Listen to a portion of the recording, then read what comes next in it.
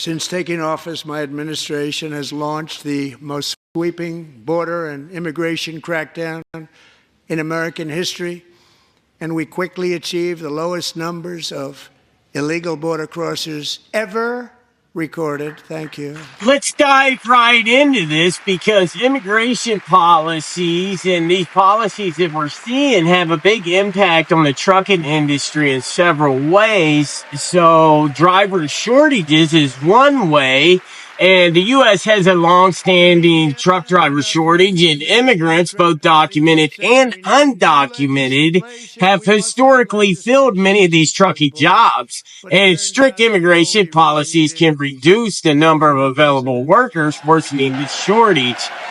Loosening immigration restrictions or offering work visas for truck drivers can help fill the gap.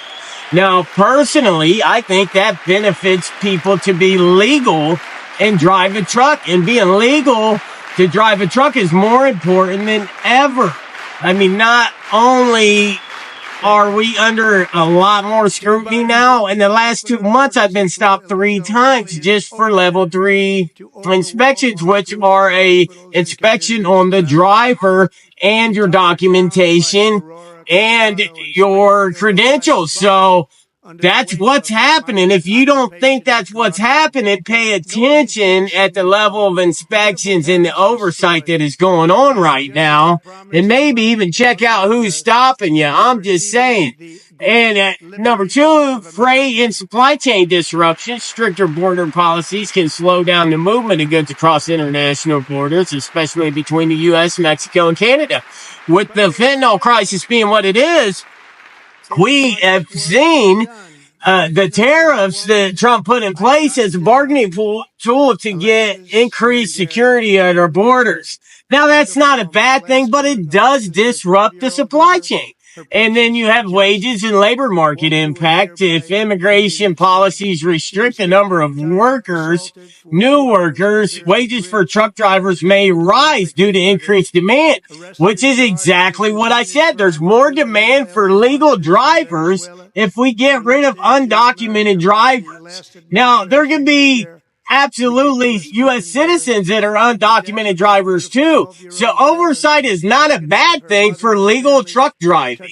And if you're not a legal truck driver, then you probably shouldn't be doing it anyways, right? So conversely, if more immigrant drivers enter the industry, wages could stabilize or decrease, which benefits companies but possibly frustrates U.S. truck drivers. So regulatory challenges for immigrant drivers. Immigrant drivers often face hurdles in getting commercial driver's license due to residency or legal work requirements. And let's face it, there's a language barrier, there's a cultural barrier, and now Trump has actually took out of government agencies the need to require translations.